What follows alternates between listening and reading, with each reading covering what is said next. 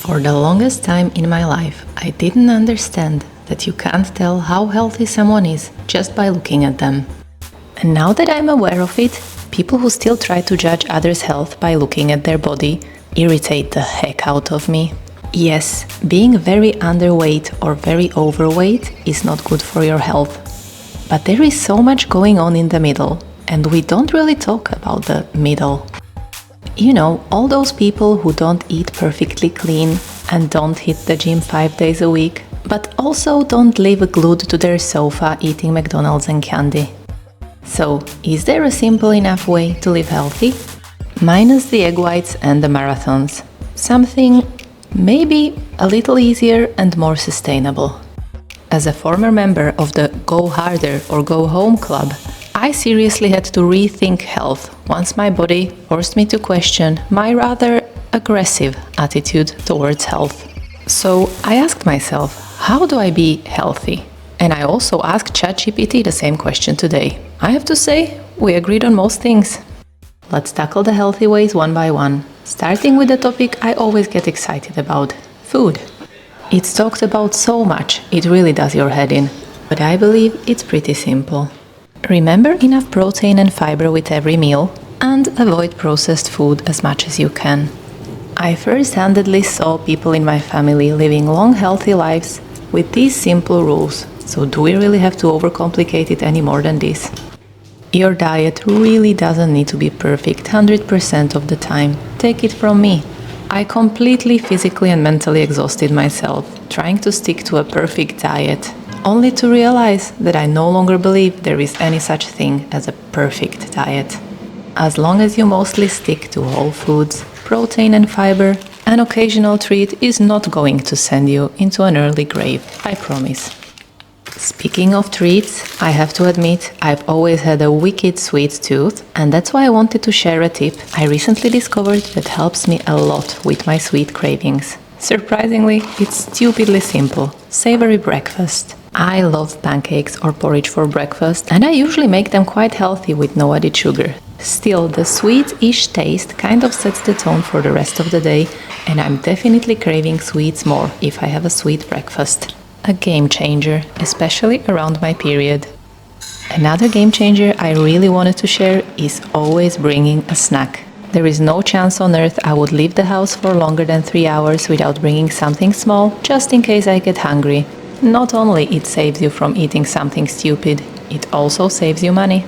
It's not really food, but let's talk about hydration here. Why can be easily googled, but as a heavy water drinker, I can give you a great tip on how. Get rid of all your small drinking glasses. I mean, you can keep them, but drink from something else, something bigger. And it absolutely doesn't have to be a Stanley Cup. Even though I got one as a gift, you will regularly see me drinking from stupid containers with absolutely no shame. Just remember to drink and make sure it's water. I rarely ever drink fizzy drinks or juices. For me, that's a treat, not a drink. And if I want a treat, I would much rather have a biscuit. If I really crave something sweet to drink, I would rather have a kombucha, but even the tiniest bottle lasts me for like 5 or 6 servings. Same goes for alcohol. I hate feeling drunk, so my portions of alcohol are usually ridiculously small, if any. Just skip it if you can, there's no benefit really. Unlike with movement, here the benefits are quite endless. As kids, we're naturally always on the move, so let's try not get lazy as the years go by. And please don't fall for trends. Don't run if you hate running, or spend hours at the gym if they feel like torture. Just find something you genuinely enjoy and can stick with. Don't underestimate walking, possibly the most natural form of movement, accessible to most of us, free, and in my opinion, incredibly relaxing. I mostly choose walking over other forms of transport, whether I'm picking up some food, buying groceries, running some errands, or simply choosing the stairs over an elevator. Once it's a habit, you don't even think about it. I have to say, I generally struggle more with staying still than getting enough movement. However, some days I do realize I didn't really move that much. And that's when even a quick 10-minute random couple of movements and stretches is better than nothing. And when it comes to movement, I have another little trick for you. You know that scrolling on the phone is not great for you, right? Still, we all do it sometimes. But I walk around while scrolling on my phone. Just keep in mind that getting your 10,000 steps in this way is probably not a great idea. Oh, and by the way, walking backwards is amazing for your knees. Let's talk about sleep now. I recently went from drinking 5 to 6 espressos, yes, a day, to 2 or 3 cups of tea. I can testify now that going overboard on caffeine is not great for your sleeping habits. Same as messed up hormones or surprisingly low iron levels, which negatively impacted my sleep in the past. On the other hand, magnesium tends to help a lot. Same as having some sort of relaxing routine that lets your body and your mind know that it's time to unwind. Your routine doesn't need to be the same as anyone else's, as long as it works. I saved mental health for last, not because it's the least important. On the contrary, I often feel like the last parts of conversations stick in my mind the most, and I really want this one to stick. It doesn't matter if you're moving, eating, and sleeping well, if your soul is a mess. If you're going to constantly ignore your mental health issues and try swipe them under a rug, you're not really gonna get anywhere. Trust me, I tried. It doesn't work that way. Health is as much on the inside as it is on the outside, if not more so. I would love to read in the comments what helps you guys to take care of your mental well-being. In exchange, here are the things that I find very helpful.